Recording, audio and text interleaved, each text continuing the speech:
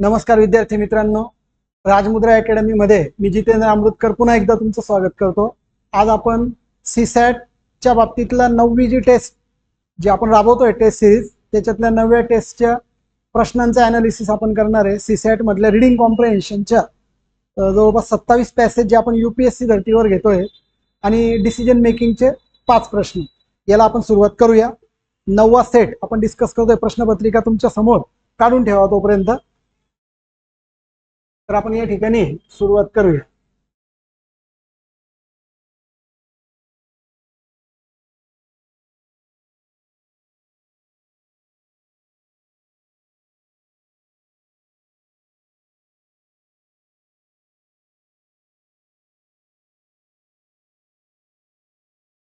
चल या ठिकाणी पहिला जो पॅसेज आहे तो ऊसतोड मजुरांच्या कर्ज देण्याच्या संबंधित आहे। पॅसेज तुमच्या समोर आहे। याच्यामध्ये आपल्याला निष्कर्ष कन्क्लुजन काढायला लावला आहे। विषय असा होता की ऊसतोड कामगार हे जे कर्ज घ्यायला जातात तर ज्यांच्याकडे शेती आहे त्यांनाच कर्ज देऊन प्राधान्य दिलं जातं। जेवढी शेती तेवढं जास्त कर्ज। पण जे शेवटच्या ओळीत म्हटलं त्यांनी जे भूमिहीन किंवा अल्प भूधारक मजूर आहे त्यांचं काय मग त्यांना कर्ज मिळवायचं कसं काय हा गंभीर प्रश्न त्या ठिकाणी डिस्कस केलाय। त्या पॅसेज मधून निष्कर्ष असलेलं वाक्य आपल्याला शोधायचं असेल ते 1 नंबरचं होतं, भूमिहीन व अल्प भूधारक मजुरांना कुठल्याही प्रकारचं कर्ज मिळत नाही असं म्हटलेलं नाही त्याच्यामध्ये। तर ते कर्ज देताना ते थोडे उदासीन असतं। तर ते का उदासीन असतं आपल्याला असा निष्कर्ष काढायचा आहे। तर आपला 3 नंबरचा करेक्ट पर्याय आहे की ऊसतोड मजुरांच्याकडून कर्ज वसुली कशी करावी या समस्येमुळे त्यांना कर्ज पुरवठा करणाऱ्या संस्था या उदासीन असतात असं साधारणपणे आपल्याला या ठिकाणी निष्कर्ष काढता येतो। म्हणून याचा पर्याय क्रमांक आपल्याला 3 नंबरचं वाक्य योग्य म्हणून ठरवायचं आहे। पुढच्या याच्यामध्ये आपल्याला योग्य विधान किंवा विधाने विचारले 2 वाक्य विचारले होते। पहिलं होतं मेंदूच्या जडणघडणीत पौष्टिक आहाराचा महत्त्वाचा वाटा असतो। हे पॅसेज मध्ये अत्यंत क्लिअर पद्धतीने म्हटलंय। त्याच्यामुळे जडणघडणीत आहाराचा वाटा आहे हे नंबरचं वाक्य बरोबर आहे। पण दुसरं वाक्य जे होतं तर मेंदूच्या पेशींची वाढ व त्या जोडल्या जाण्याची प्रक्रिया गर्भधारणेच्या 3 महिन्यानंतर सुरू होते असं म्हटलंय। पण ती पहिल्या त्रैमासिकात सुरू होते त्याच्यामुळे 3 महिन्यानंतर नाही पहिल्या 3 महिन्यात सुरू होते असं वाक्य पाहिजे होतं। म्हणून बी नंबरचं वाक्य हे चुकीचं आहे। ए नंबरचं वाक्य बरोबर असा पर्याय आपल्याला जो आहे तर तो फक्त ए बरोबर असा निवडावा लागेल। दुसऱ्या प्रश्नाचं उत्तर हे 1 नंबरचं अपेक्षित होतं। पुढच्या याच्यामध्ये आपल्याला ॲझम्पशन विचारलेलं आहे। तिसऱ्या याच्यामध्ये आपल्याला ॲझम्पशन विचारलेलं आहे त्यांनी।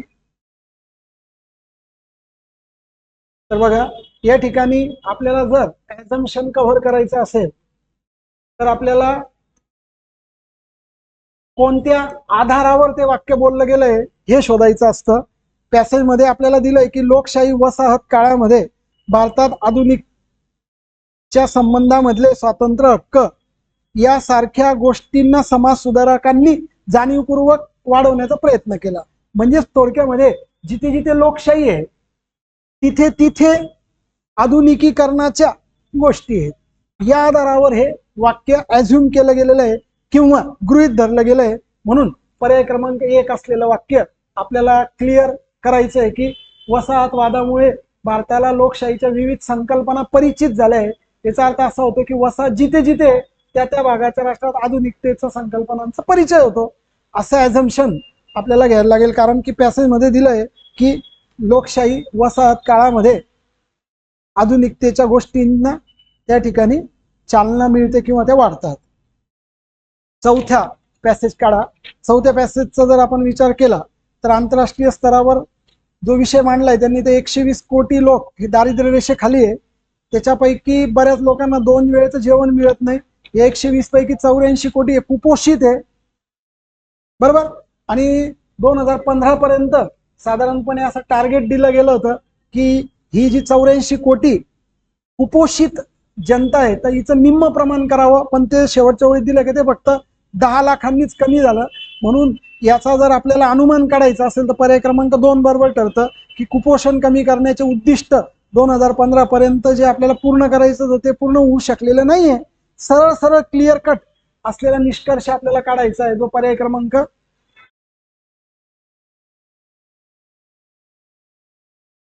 हा, तर हे आहे बघा, तर पर्याय क्रमांक जो आहे तर तो आपल्याला या ठिकाणी जो क्लिअर करायचा आहे तर तो ऍझम्पशन बेस हे सगळं या प्रश्नाला लागू होतंय. तर आंतरराष्ट्रीय स्तरावर कमी करण्याचा प्रयत्न झाला, पण तो फक्त 10 लाखापर्यंतच झालेला आहे. म्हणून आपल्याला या ठिकाणी असा निष्कर्ष काढता येऊ शकतो, निष्कर्ष. ठीक आहे, तर कुपोषण कमी करण्याचे उद्दिष्ट हे होऊ शकलेलं नाही, असं निष्कर्ष किंवा कन्क्लुजन त्या पॅरेग्राफचं सरळ स्ट्रेट फॉरवर्ड असतं ते, तर त्या पद्धतीने आपण काढायला पाहिजे. 5 नंबरचा प्रश्न बघा.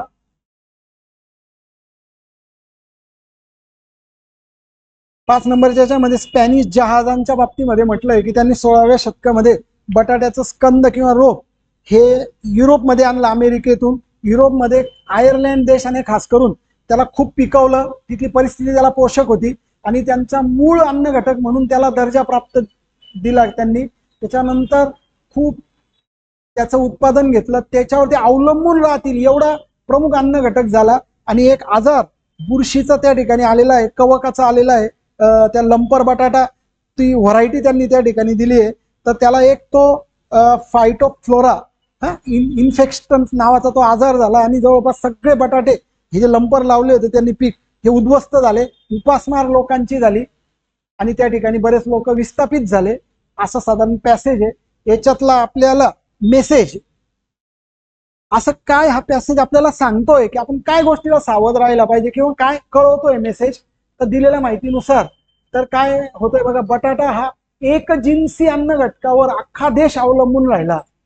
जसं एकच इन्कम आहे आणि त्याच्यावर अवलंबून राहिलं, ते बंद झालं तर कसे हाल होतील. एक्झॅक्टली आयर्लंडमध्ये तीच कंडिशन झाली. तर त्याच्यावर अवलंबून राहिल्याने कवकासारख्या घटकांनी नुकसान केलं, अनेक लोक मृत्युमुखी पडले, विस्थापित झाले, असं दिलंय. त्याच्यामुळे योग्य संदेश असलेलं पर्याय क्रमांक 4 नंबरचं वाक्य वाचतो मी ते. एक जिन्सी म्हणजे होमोजिनियस अन्न घटकांच्या स्त्रोतावर अवलंबून राहणं योग्य नाहीये, थ्रू आउट एकच पीक, आणि त्याला काय अडचण आली मग, अशा पद्धतीने ती गोष्ट होऊ शकते. म्हणून या ठिकाणी आपल्याला 4 नंबरचा पर्याय हा 5 नंबरच्या प्रश्नाचा योग्य आहे. 6 नंबरमध्ये भारतातलं प्राधिकरण आहे जे पाणी धरणाची बाबतीत म्हटलंय, तर त्याच्यात त्यांनी असं विधान केलंय की पावसाळ्यात आपण पाणी संचय करतो, त्याचा वापर मग सिंचनासाठी होतो आणि वीज निर्मितीसाठी होतो. पण आंतरराष्ट्रीय नियमाप्रमाणे एका विशिष्ट लेवल पर्यंतच पाणी आपल्याला साठवता येतं धरणांमध्ये, नंतर ते सोडून द्यावं लागतं. म्हणजे आपण एक रिस्क घेतो ते साठवत असताना, ती रिस्क आहे त्या लेवल पर्यंत. मग याच्यातून 2 ऍझम्पशन आपल्याला काढायला लावले त्यांनी.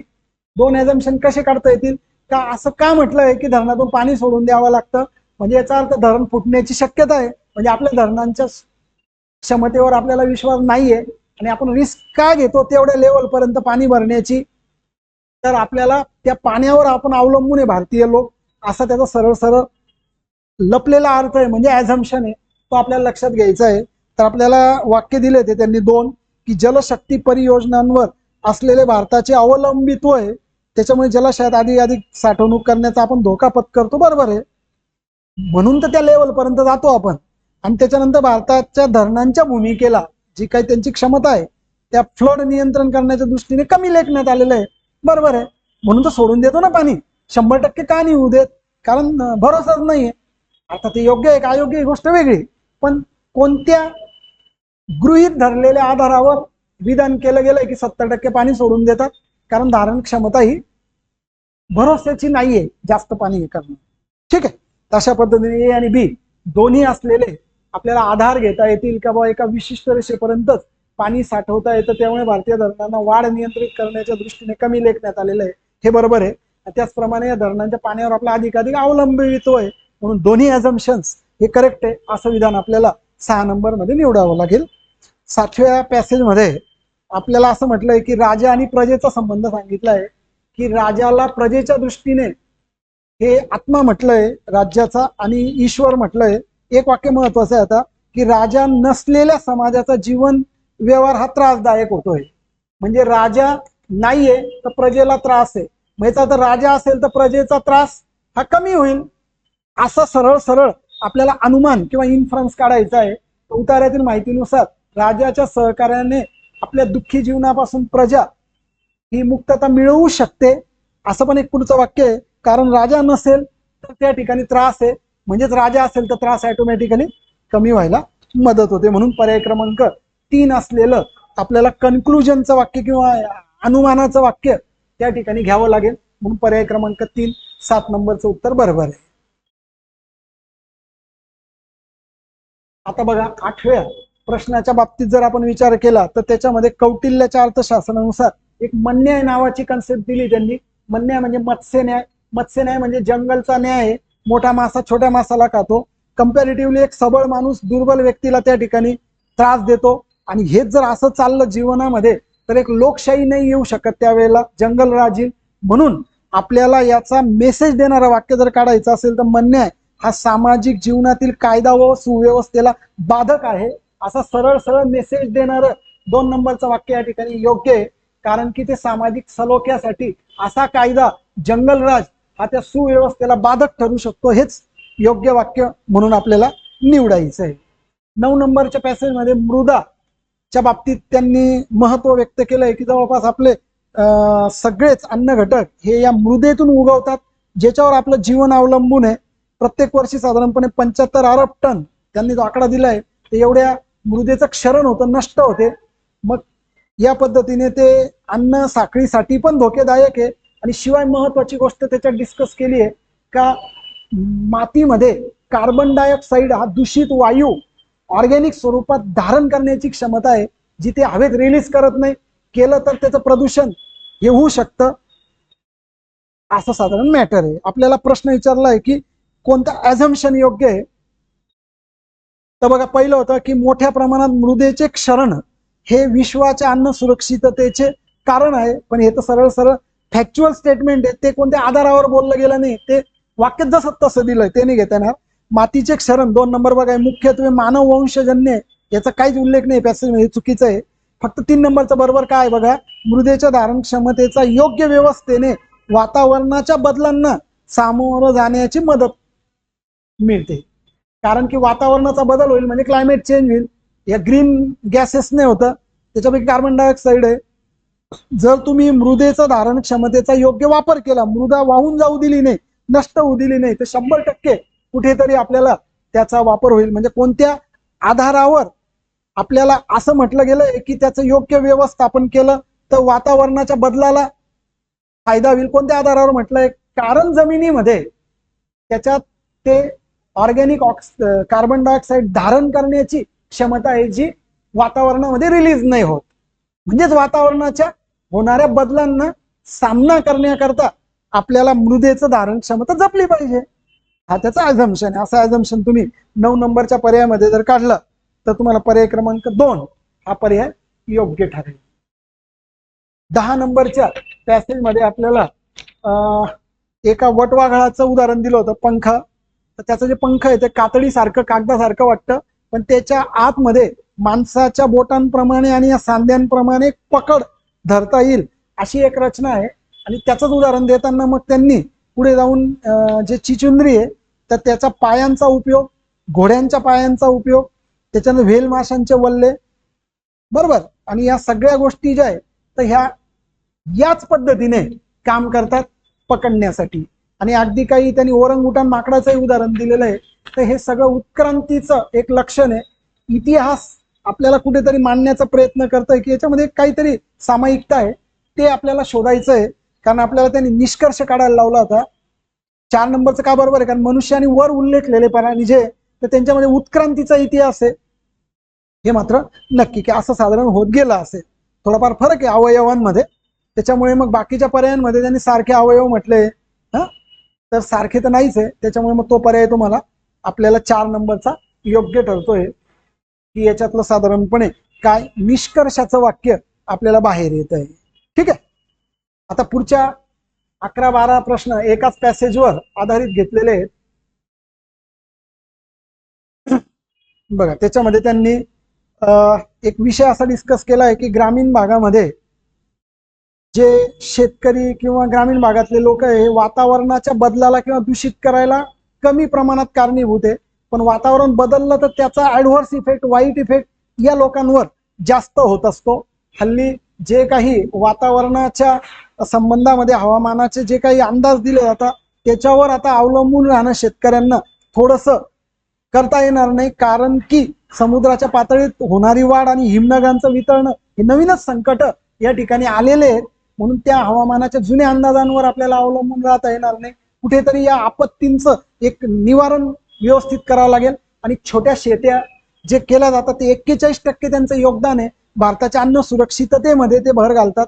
म्हणजे भारतामध्ये अन्न असुरक्षितता आहे असा त्याच्यातला एक निष्कर्ष बाहेर येतो, किंवा कोरोलरी असलेलं वाक्य आपल्याला शोधायचं आहे. तर पहिलं त्यांनी विचारलं होतं की याचं कोरोलरीचं वाक्य तुम्ही टाका. तर मग 1 नंबरचं आपलं बरोबर ठरेल की पर्यावरणीय विकासासाठी छोट्या शेतकऱ्यांना हातभार लावणं हे कोणत्याही धोरणाचा महत्वपूर्ण भाग आहे. कारण जर त्यांना हातभार नाही लावला तर ते ढासळू शकतात आणि ते अन्न सुरक्षितेमध्ये भर घालतात, ते पण राहून जाईल. मग म्हणून त्यांना हातभार लावणं हे अत्यंत योग्य आहे, कारण ते त्या बाबतीमध्ये महत्वपूर्ण भूमिका बजावतात.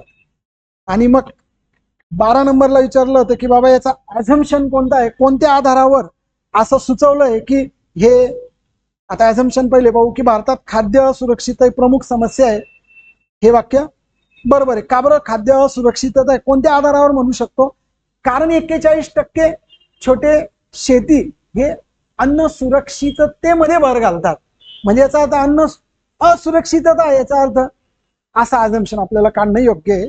भारताने आपली आपत्ती निवारण क्षमतांना मजबूत केले पाहिजे, हे ॲझम्पशन कोणत्या आधारावर म्हणू शकतो? कारण की अनेक नवीन आपत्ती या ठिकाणी येत आहे, ज्याच्यामध्ये मग महापूर आहे, समुद्र पातळीमध्ये होणारी वाढ आहे, हिमनग वितळत आहे, या सगळ्या गोष्टी नव्याने, म्हणून आपण त्यांना स्ट्रॉंग केलं पाहिजे. असे दोन्ही ॲझम्पशन असलेलं वाक्य, दोन्ही विधानं बरोबर आहे असं ॲझम्पशन आपल्याला 12 नंबरच्या प्रश्नाचा घ्यायला लागेल. ठीक आहे. आता 13 नंबरचा जो पॅसेज आहे तो काय सांगतो बघा.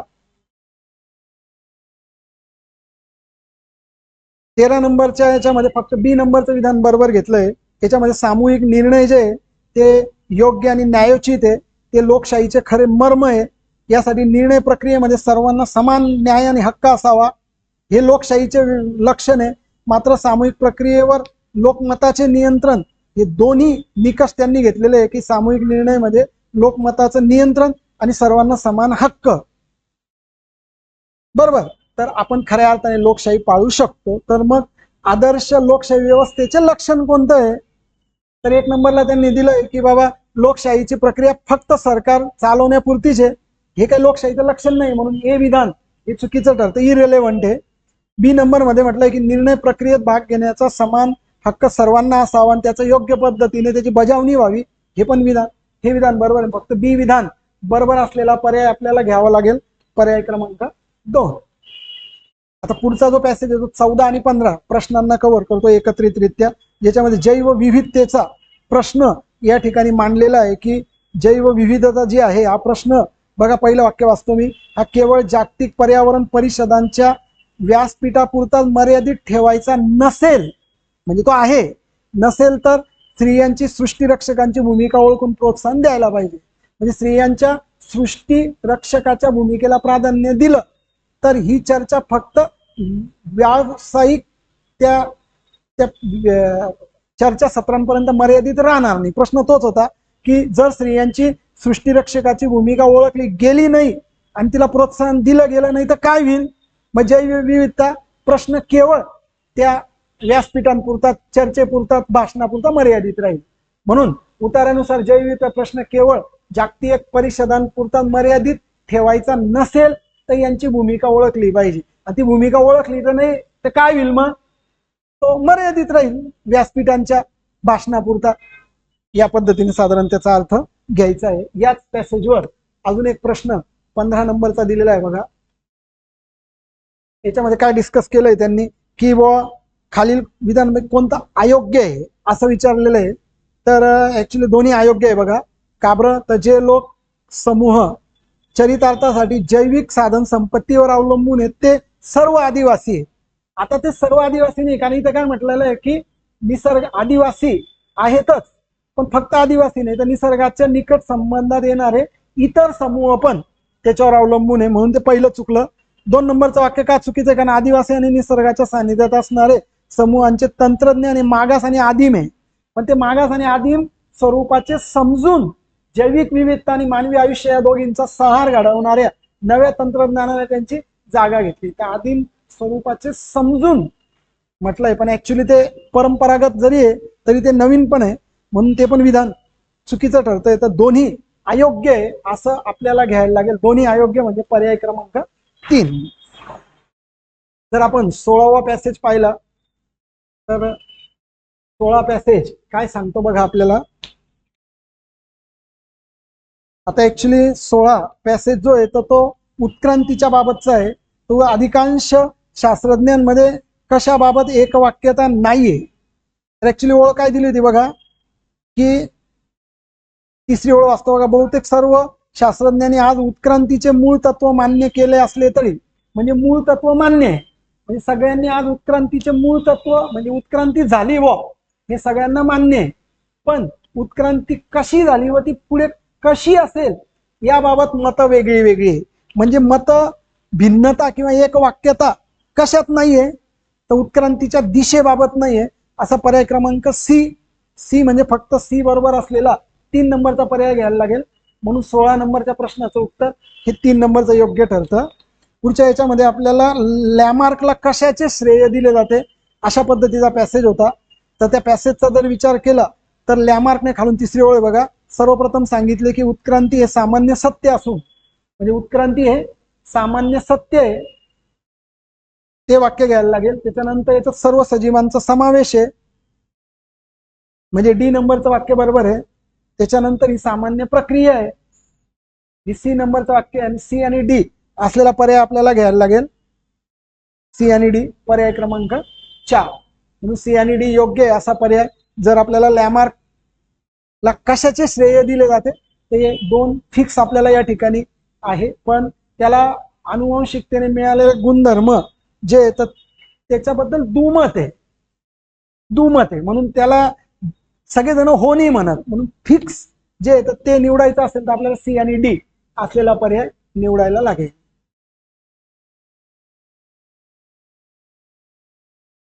आता बघा 18 नंबरचा पॅसेजचा जर आपण विचार केला तर 18 आणि 19 एकाच पॅसेजवर आधारित आहे, हेलियम वायूच्या संबंधामध्ये.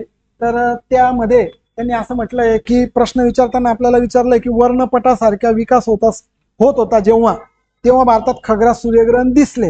हे वाक्य करेक्ट आहे. का बरं? कारण की ते जे घडलंय ते 1860-70च्या काळात घडलंय, तेवढ्या वर्षात घडलंय. आणि त्याच वेळेला 18 ऑगस्ट 1968 मध्ये खग्रास सूर्यग्रहण दिसले. त्यामुळे ए विधान हे बरोबर आहे. मात्र बी विधान बघा, खग्रास सूर्यग्रहणात सूर्यबिंब पूर्णपणे झाकले जातेच असे नाही, पण खग्रासचाच अर्थ आहे पूर्ण, टोटल. मग ते पूर्ण झाकलं जातच, खंडग्रास मध्ये अपूर्ण असतं, म्हणून ते झाकलं जातच असं हे चुकीचं आहे. झाकलं जातच असं नाही, झाकलं जातच 100%. म्हणून फक्त ए नंबरच असलेलं विधान योग्य आपल्याला निवडायचं. म्हणून 18 नंबरच्या प्रश्नाचं उत्तर हे 1 नंबरचं आपल्याला योग्य ठरतंय. याच पॅसेजवर पुढचा प्रश्न विचारलाय त्यांनी की आपल्याला काय निष्कर्ष काढता येईल. 2 वाक्य दिले, 2 वाक्य याच्यामध्ये ए आणि बी, ते दोन्ही बरोबर आहे. कारण बघा, जॅन्सेनला हायड्रोजन वायूच्या वर्णपटावर एक पिवळ्या रंगाची तेजस्वी रेषा दिसली. पॅसेजमध्ये आपल्याला ते एकदम क्लिअर केलंय की त्यांना ती छटा त्या ठिकाणी दिसलेली आहे, है ना. तर अशा पद्धतीने ते वाक्य बरोबर ठरतंय.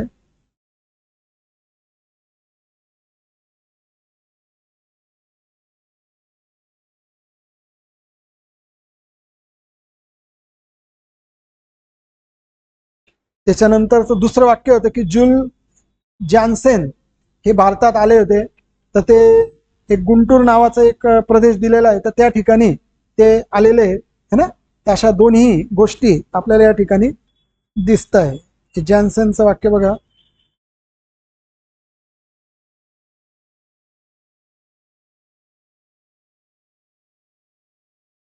जुल्स जॅन्सेन, है ना.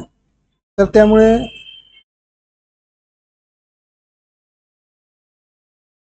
आहे ते वाक्य.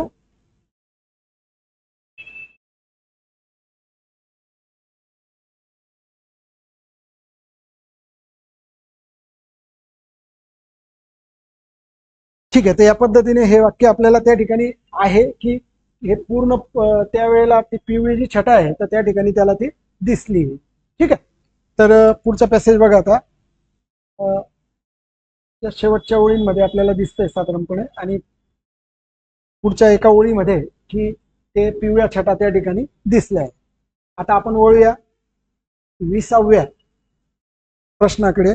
20 आणि 21 हे साधारणपणे एकाच पॅसेजशी संबंधित आहे. पॅसेज काय होता बघा. याच्यामध्ये वने स्वतःसाठी आवश्यक असलेल्या खतांची निर्मिती करतात वगैरे म्हटलं होतं. आपल्याला 20 नंबरच्या प्रश्नामध्ये असं विचारलंय की वन खते तयार होण्याची प्रक्रिया वायुजीवी आणि बिनवायुजीवी, म्हणजे ऑक्सिजन पण हवा आहे वायू आणि नसला तरी चालेल.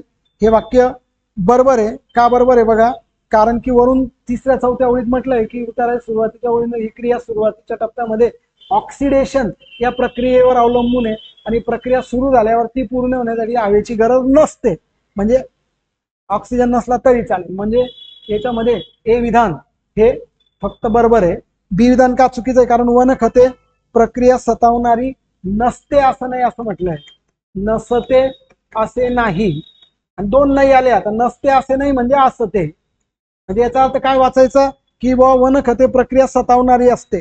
पण पॅसेजचा जर विचार केला तर पॅसेज मध्ये क्लिअर आहे की याचा कुठलाही त्रास नाहीये. कचरा पेट्या नाहीये, माशा नाहीयेत, भट्ट्या नाहीयेत, मळ प्रवाह नाहीये, दूषित रोग नाहीये, आवाज नाहीये. त्याच्यामुळे मग ती काही त्या ठिकाणी त्रासदायक नाही, पूर्णपणे आरोग्यदायक आहे ती. त्याच्यामुळे याला कुठलाही त्रास होत नाही. म्हणून आपल्याला फक्त ए नंबर बरोबर आणि ब चूक असा पर्याय, म्हणजे पर्याय क्रमांक 3 हा घेणं अत्यंत गरजेचं आहे. 21 नंबर याच पॅसेजवर आधारित प्रश्न आहे. यामध्ये काय म्हटलंय बघा की खालीलपैकी विधान चुकीचं आपल्याला निवडायला लावलंय. तर वन खते प्रक्रिया निरंतर चालू असते, दिली बरोबर आहे. पावसाळ्यात ती अतिशय शीघ्र असते, कारण की तो जो पिरियड दिलाय त्यांनी तर तो पावसाळ्यातच कव्हर करतो. त्याच्यामुळे जुलै सप्टेंबर सगळ्या पावसाळ्याचा आहे. येथे वन उत्पादक पुरवठाधारक व उपभोक्ता आहे. पहिल्या ओळीत दिलंय का ते स्वतः निर्मिती करतात आणि स्वतःलाच त्याचा पुरवठा करतात आणि मानवाचा हस्तक्षेप यात नसतो, बरोबर आहे. कारण की याच्यात भट्ट्या नाहीये, हे त्याची वन खते, जसं आपण बाहेरून खतं पुरवतो आता फॅक्टरीत तयार करतो, इथं फॅक्टरी नावाची गोष्ट नाही, हे नैसर्गिक आहे. त्याच्यामुळे इथं मानवाचा हस्तक्षेप नाहीये, हे पण बरोबर आहे. मग चुकीचं कोणतं ते एक पण नाही, कारण सर्व विधानं बरोबर आहे. त्याच्यामुळे चुकीचा पर्याय कोणताच नाही, असा 4 नंबरचा पर्याय आपल्याला योग्य पर्याय म्हणून निवडायचा आहे. ठीक आहे. अशा पद्धतीने 21चं उत्तर आपण कव्हर करायला पाहिजे. आता 22, 23 आणि 24 हे एकाच पॅसेजला कव्हर करताय. 22, 23 आणि 24 तसा पाहिलं तर पॅसेज थोडा बरा आहे. चित्रपटांच्या बाबतीमध्ये पॅसेज कव्हर केलाय.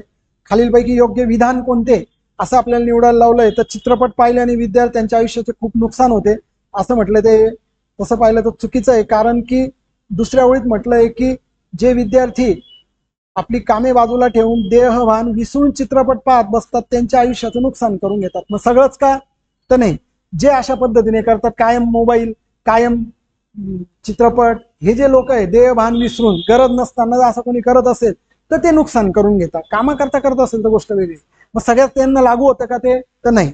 म्हणून मग पहिलं विधान चुकीचं आहे. चित्रपट समाजासाठी हितकारक ठरू शकतात. दादासाहेब फाळकेंचा तोच उद्देश आहे का समाजाचं हित व्हावं, प्रबोधन व्हावं, दिलंय पॅसेज मध्ये. म्हणून बी विधान बरोबर आहे, ए चुकीचं आहे. असा पर्याय क्रमांक आपल्याला बी घ्यायला लागेल. म्हणून 22 नंबरच्या प्रश्नाचं जे उत्तर आहे हे आपल्याला 2 नंबरचं अपेक्षित आहे. याच पॅसेजवर दुसरा प्रश्न कव्हर केला होता की खालील उतार्यामधून जे खात्रीशीर मत कोणतं आहे लेखकाचं. आता बघा, ज्या वेळेला प्रश्न चिन्ह येतं ना, आता मी म्हटलं एमपीएससी ची परीक्षा फार सोपी असते का हो, म्हणजे याचा मला खात्री नाही, कारण मी प्रश्न विचारतोय त्याच्यात. म्हणून जर तुम्ही पहिल्या पॅरेग्राफची शेवटची ओळ वाचली तर त्याच्यात काय दिलं, पण आजचे चित्रपट, एक शब्द वापरला याच्यात, आजचे चित्रपट खरोखर मनोरंजनाबरोबर समाज प्रबोधन करतात का, म्हणजे समोर प्रबोधन करतात असं जर ठाम म्हटलं असेल तर हे वाक्य लेखकाचं खात्रीशीर मत नाहीये. म्हणून ए नंबरचं खात्रीशीर मत नाहीये. दुसरं केलंय त्यांनी, आजच्या चित्रपटांचा समाजावर खरोखरच काही परिणाम होत आहे का, म्हणजे परिणाम होत नाहीये, सकारात्मक पण होत नाहीये, म्हणजे हे पण चुकीचं आहे. कारण प्रश्न विचारले आणि मात्र पुढच्या याच्यातून आजचा शब्द काढून टाकलाय पुढच्या वाक्यातून, चित्रपट हे समाज प्रबोधनाचे कार्य करतात. आणि हे वर यायला दादासाहेब फाळकेंच्या बाबतीमध्ये एक वाक्य टाकलंय, तर त्यांनी म्हटलंय की सुमारे 90 वर्षापूर्वी चित्रपटाला जन्माला घालणारे दादासाहेब फाळके यांच्या मनात मनोरंजन हा चित्रपटाचा एक उद्देश होताच आणि त्यासोबत समाज प्रबोधन पण होतं. म्हणून ते स्पष्ट मत आहे. आणि स्पष्ट मत असलेलं वाक्य फक्त सी नंबरचं आपल्याला कव्हर करायला लागेल. म्हणून पर्याय क्रमांक 4 फक्त सी बरोबर. हे आपल्याला 23 नंबरच्या प्रश्नाचं उत्तर घ्यावं लागेल. आणि शेवटचा प्रश्न या पॅसेजवरचा तो काय सांगतो बघा, खालीलपैकी अयोग्य विधान निवडायचं आपल्याला. 90 वर्षापूर्वी चित्रपट अस्तित्वात नव्हते तर होते. त्या 90 वर्षापूर्वीच दादासाहेब फाळकेंनी त्याची सुरुवात केली आहे, त्याच्यामुळे ते वाक्य बरोबर आहे.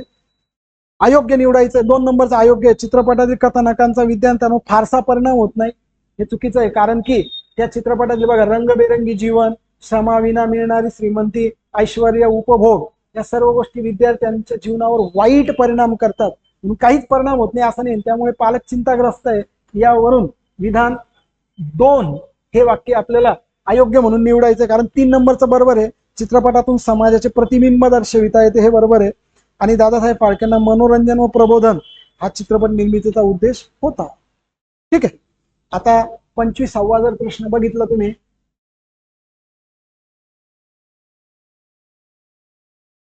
तर त्याच्यामध्ये जागतिकीकरणामुळे व्यापार, बाजारपेठा, गुंतवणूक, तंत्रज्ञान, भाषा, राजकीय निर्णय प्रक्रिया अशा सर्व क्षेत्रात स्थाननिष्ठा बाजूला ठेवून विश्वसापेक्ष विचार करायला लागतो, अशा काही ओळी कव्हर केल्या होत्या. आणि शेवटी त्यांनी असं म्हटलं होतं की या ठिकाणी या समान प्रश्नांची सोडवणूक करण्यासाठी, परस्परांची ओझी हलकी करण्यासाठी जागतिक पातळीवर एक सहयोगी संस्थात्मक जीवन करत आहे.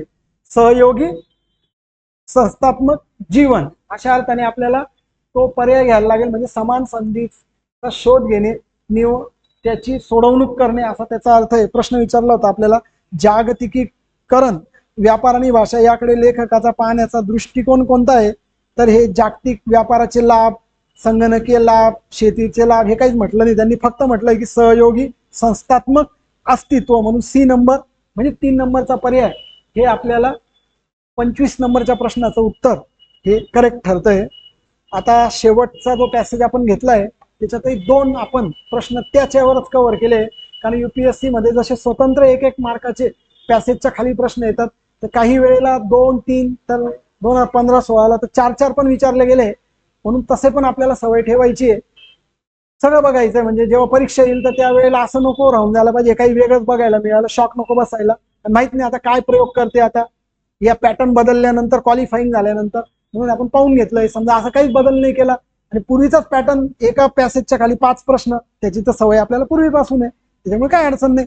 हेही शेवटी रिडिंग कॉम्प्रिहेन्शनच होतं, फक्त याच्याकडे पाहण्याचा दृष्टिकोन थोडासा अलग होता. काही टर्म्स वेगळ्या होत्या ज्याच्यावर थोडासा आपण प्रयोग केलेला आहे. महाराष्ट्रात कोणी करतंय का माहित नाही, पण आपण राजमुद्राच्या या प्लॅटफॉर्मवर हा प्रयत्न करतोय जेणेकरून हे आपलं काम सोपं व्हावं. पुढचा आणि शेवटचा पॅसेज जैविक अभियांत्रिकी या घटकावर होता.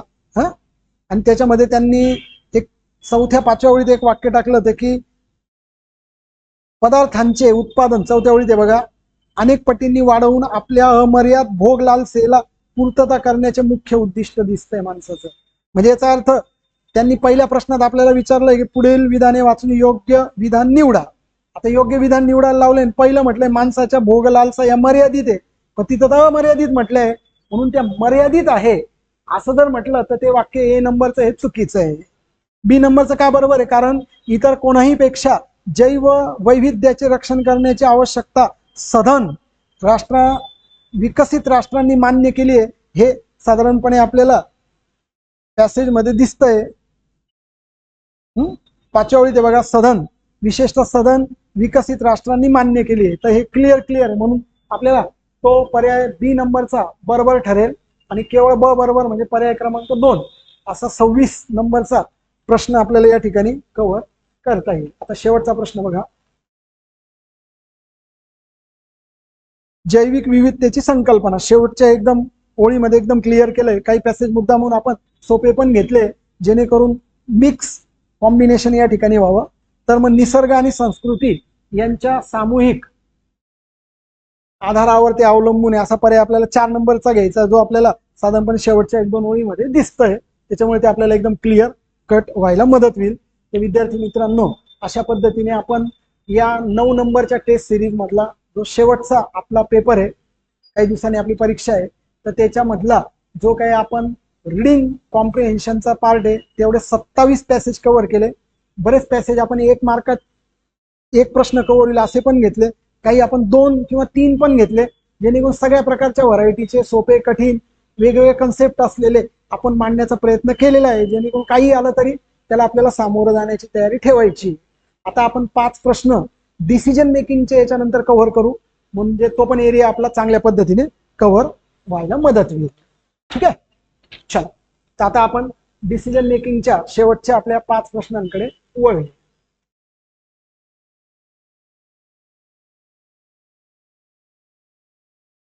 तर आपल्याला आता पहिला प्रश्न कशा पद्धतीने विचारलाय बघा. तुमच्या अधिकार क्षेत्रांतर्गत असलेल्या जंगलाच्या आजूबाजूच्या खेड्यांमध्ये, म्हणजे तुम्ही एक फॉरेस्ट ऑफिसर इथे, एक हिंस प्राणी आढळून आलाय, त्याला काळे पट्टे, आणि त्या गावकऱ्यांमध्ये खूप भीती निर्माण झाली आहे, आणि तो एक संरक्षित प्राणी आहे. हे तुम्ही त्याची हत्या नाही करू शकत, नाही तुमच्यावर गुन्हा दाखल होईल. तुमच्या वनरक्षकाने त्या प्राण्याला गोळ्या घालण्याचे आदेश जारी केला आहे. त्यांनी सांगितलं की तुम्ही गोळ्या घाला, कारण की तो फार हिंसक ठरतोय.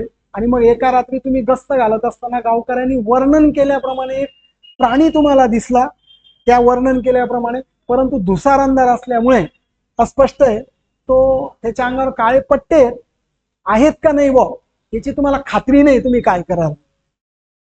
कळलं?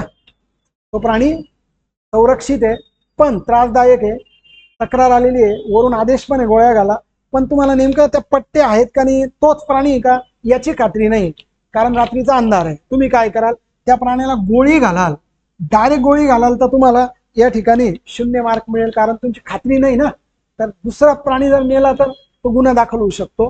तुमच्या वरिष्ठांकडून अधिक स्पष्टीकरण मागवाल की अजून काय सांगता येईल, त्या प्राण्याला बंदी कराल, आणि गावकऱ्यांकडून हाच तो प्राणी आहे का हे सगळ्यात जास्त क्लिअर आहे, कारण त्याला बंदी करून खात्री करून घेणं मग गोळ्या घालणं हे योग्य आहे. तुम्हाला त्याची योग्य ओळख करता येत नसल्यामुळे तुम्ही त्या प्राण्याला जाऊ द्याल, हा पण एक नंतरचा पॉईंट होऊ शकतो, परंतु तुम्हाला ती अधिक स्पष्टीकरण त्या ठिकाणी मागवणं त्या ठिकाणी योग्य आहे. अशी 4 पर्याय आपल्याला या ठिकाणी घेणं पहिल्या प्रश्नासाठी उचित आहे. पुढे पाहता,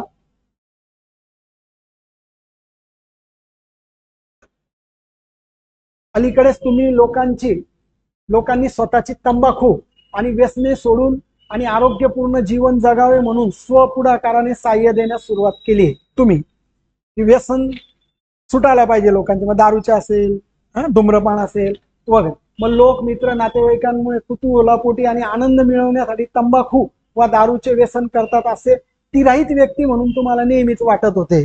काय लोक का दारू पितात? बॉ गेट टुगेदर, सोशल याच्यात, किंवा काही कुतूहल असतं, कसं असतं व दारू, कशी असते तंबाखू, असं म्हणून लोक आनंद मिळतो म्हणून घेतात असं तुम्हाला वाटत होतं. परंतु सफाई कर्मचारी म्हणून नोकरी करणारे बहुसंख्य लोक असह्य दुर्गंधी, घाण हाताळताना डोक्यात भरणारी शिशारी व सतत अनुभवणारी अस्वस्थता, याचा ताण व आजार याचे व्यवस्थापन करण्यासाठी या सवय लावून घेतात. हे वेगळंच आता इश्यू डिस्कस केला, याच्यामध्ये आनंद, कुतूहल, सोशल काहीच नाही. तर ती नाकात शिरणारी शिशारी, हे सगळं सहन नाही होत म्हणून दारू पितात, किंवा बधीर स्वतःला कसं करता येईल असा प्रयत्न करतात. तर हा एक इश्यू आहे. त्यामुळे त्यांच्या त्रासाचा पुनर्विचार तुम्ही परभावाने केलाय. यापुढे तुम्ही काय कराल? त्या लोकांना त्यांची व्यसने सोडावी म्हणून वळवण्याचा प्रयत्न करणार नाही. आता करणार नाही एखादी गोष्ट तर हे चुकीचं होऊन जातं, 0 मार्क. त्यांचे जीवन चांगले करण्यासाठी मिळत नसलेली आवश्यक उपकरणे मिळवून देण्यासाठी निधी गोळा कराल. करेक्ट आहे, याला मार्क देऊ आपण. अजून बेटर आहे बघा, सर्व प्रकारच्या घाणीची विल्हेवाट लावण्यासंबंधाने व तिचे पुनर्चक्रीकरण, याच्यात तर फक्त त्यांचं जीवन चांगलं होईल, पण मग त्या घाणीचं काय, तर त्याचं पुनर्चक्रीकरण करण्याचे संशोधन करून या लोकांचे जीवन, दोन्ही गोष्टी कवर, तर ते संस्थांचा कृतीशील गट, याला तुम्हाला पूर्ण मार्क मिळेल. आणि व्यावसायिक तज्ञांच्या मदतीने समुपदेशनाची व्यवस्था करणं हे पण एक महत्वाचं ठरू शकतंय. अशा पद्धतीने आपल्याला याचं बायफर्गेशन मार्क्स करता येईल. तुम्हाला लक्ष देते साधारणपणे कोणतं योग्य ठरतंय. चुकीचं जरी बाहेर काढलं तरी कुठल्या ना कुठल्याला मार्क मिळणार आहे, कारण की हे या ठिकाणी आपल्याला काहीतरी मार्क मिळवून देतं. याला नो निगेटिव्ह सिस्टम आहे आणि UPSC ची तुलना करताना हा टॉपिक UPSC ला नाही आहे, पण राज्यसेवेच्या परीक्षेला हा घेतलेला आहे मित्रांनो. म्हणून याचा अभ्यास आवर्जून करा. आपण या 8 आणि 9 नंबरच्या सेटमध्ये इंग्लिशचे पॅसेजेस फक्त इंग्लिशचे घेतलेले नाहीये, कारण आपण त्याला UPSC चा टच देण्याचा प्रयत्न केला होता. आणि UPSC एकाच भाषेतले पॅसेज घेत नाही, पण राज्यसेवेच्या परीक्षेला 2 पॅसेजेस 100% एकाच भाषेवरचे येणार आहे, फक्त मराठी आणि फक्त इंग्लिश, आणि बाकी बायलिंग्वल हे त्यांनी त्यांच्या शीटमध्ये क्लिअर केलेलं आहे सूचनेमध्ये. त्याच्यामुळे मग तशा अँगलने पण पाहिजे. जाता आता UPSC चा फक्त आपण पॅसेजेसचा टच घेऊन घेतोय, वातावरण तयार करून घेतलंय.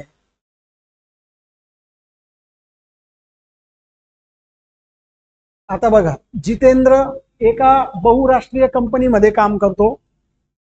तो दररोज काही सहकाऱ्यांसोबत कारने कंपनीमध्ये जातो. सगळे मिळून कार करतात आणि जातात, शेअर करतात. ते लोक कंपनीमध्ये जाताना एका हॉटेलमध्ये नाश्ता करतात. जितेंद्रला नाश्ता करताना जास्त वेळ लागतो, त्यामुळे सर्वांना कंपनीमध्ये जाण्यासाठी उशीर होतो. त्या सहकार्यात सर्वात वरिष्ठ म्हणून तुम्ही काय कराल? त्याला स्वतंत्र कारणे कंपनीमध्ये जाण्याचा सल्ला द्याल, 0 मार्क. याच्याने तुम्ही त्या समस्येवर तोडगा काढलाच नाही.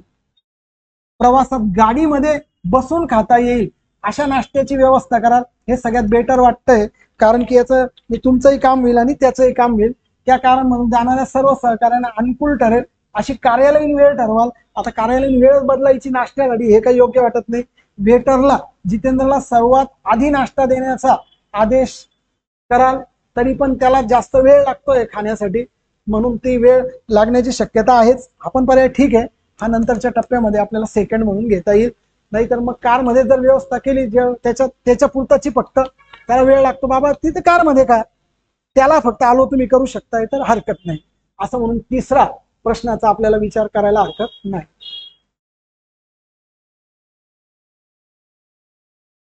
ठीक आहे. चौथा प्रश्न काय सांगतो बघा. आता तुमच्या वरिष्ठ अधिकाऱ्यांमार्फत घेण्यात आलेल्या एका निर्णयामुळे त्या प्रकल्पावर तुम्ही काम करत आहात, याचा प्रचंड मोठा महसुली फटका सरकारला बसलाय. तुमचे वरिष्ठ अधिकारी त्यांनी काही निर्णय घेतले, फटका बसला, आर्थिक नुकसान झालं सरकारचं. अशा वेळी विभागाच्या उच्च अधिकाऱ्याने 3 सदस्यीय समितीची स्थापना केली, चौकशी केली का बाबा याने काय असे निर्णय घेतले. ते अशा वेळी तुमचा वरिष्ठ अधिकारी त्याची बाजू घेण्यासाठी तुम्हाला सांगत आहे, यार बाबा बघ मला वाचव. पुढचा 1 महिना तरी तोच तुमचा वरिष्ठ अधिकारी राहणार आहे. पुढे त्याचा निर्णय काय होईल माहित नाही. तुम्ही काय कराल? एकदम नाजूक प्रश्न या ठिकाणी हाताळलाय, भावनिक प्रश्न साथ घातलाय. तर बघा, तुम्ही तुमच्या वरिष्ठ अधिकाऱ्याच्या निर्णयाचे समर्थन तुम्ही कराल व त्याची सुटका कराल, की ठीक आहे साहेब आहेत आपले, होता चुका, पण याला पूर्ण मार्क नाही देऊ शकत, आपण 1 घेऊ. तुमचा वरिष्ठ अधिकारी यापूर्वी तुमच्याशी सक्तीने वागला होता, हे लक्षात घेऊन यावेळी तुम्ही त्याला मिळालेल्या संधीमध्ये त्याच्या निर्णयावर टीका कराल, हे अत्यंत चुकीचं आहे, असं नको केलं पाहिजे. कोणताही पूर्वग्रह न बाळगता तुम्ही तुमची बाजू मांडाल, हे सगळ्यात योग्य आहे. कारण की त्याच्यामध्ये तो माझा साहेब आहे, मग त्याला मुलं बाळ आहे, तर काही त्याने चुकी केली आहे तर पूर्वग्रह काहीच नाही. तुम्ही जे घडलंय ते सांगून टाकाल, वाचवण्याचा प्रयत्न नाही, अटकावण्याचा प्रयत्न नाही, न्यूट्रल, हे सगळ्यात जास्त योग्य ठरेल. आणि तुम्ही भविष्यातील गोष्टींची व परिणामांची संवेदनशीलता बाळगून, कारण असं भविष्यात तुमच्याबद्दल पण होऊ शकतंय, असे बाळगून तुम्ही या प्रकरणाची जास्त माहिती आपल्याला माहित नसल्याचे उत्तरात नमूद करा. हा देखील तुम्हाला मार्क मिळवून देऊ शकतो भविष्याच्या दृष्टीने, पण जास्त योग्य हा 3 नंबरचा आहे.